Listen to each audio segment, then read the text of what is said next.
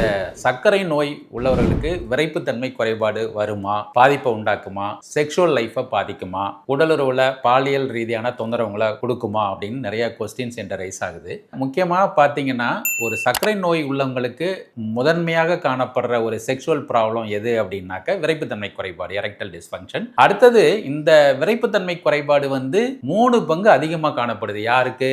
சர்க்கரை நோய் உள்ளவர்களுக்கு. when compared to நான் டயபெட்டிக், அதாவது சர்க்கரை நோய் இல்லாதவர்களை கம்பேர் பண்ணும்போது 3 பங்கு அதிகமா விரைப்புத்தன்மை குறைபாடு சர்க்கரை நோய் உள்ளவங்களுக்கு வருதுன்னு கண்டுபிடிச்சிருக்காங்க. 15% ஆண்கள் 30 வயதிற்குள்ளார சர்க்கரை நோய் உள்ளவர்களாக இருந்தால் அவர்களுக்கு விரைப்புத்தன்மை குறைபாடு இருக்குது. அடுத்தது 50% ஆண்கள் 40 to 50 வயதுல சர்க்கரை நோய் இருந்துன்னா விரைப்புத்தன்மை குறைபாடு 50% காணப்படுது. இது ரொம்ப இம்பார்ட்டன்டான ஒரு விஷயம். இப்ப சர்க்கரை நோய் உள்ளவங்களுக்கு 10 வருஷத்துக்கு முன்னாடியே விரைப்புத்தன்மை குறைபாடு வருது அப்படிங்கிற ஒரு டேட்டாவும் சொல்றாங்க. அடுத்தது வந்து இப்ப வர நார்மலா வரவங்க எல்லாம் 12% மக்கள் வந்து எப்படி வராங்க அப்படின்னாக்க சர்க்கரை நோய் இருக்கிறது பின்னாடி தான் கண்டுபிடிக்கப்படுது. முன்னாடி வர சிம்டம்ஸ் 12% விரைப்புத்தன்மை குறைபாடு தான் முதன்மையாக காணப்படுது. அடுத்தது பார்த்தீங்கன்னா இந்த சர்க்கரை நோய் உள்ளவங்களுக்கு இதய நோய் வரதுக்கான வாய்ப்புகள் வந்து சாத்தியக்கூறுகள் அதிகம் அப்படின்னு ஆய்வறிக்கை சொல்லுது.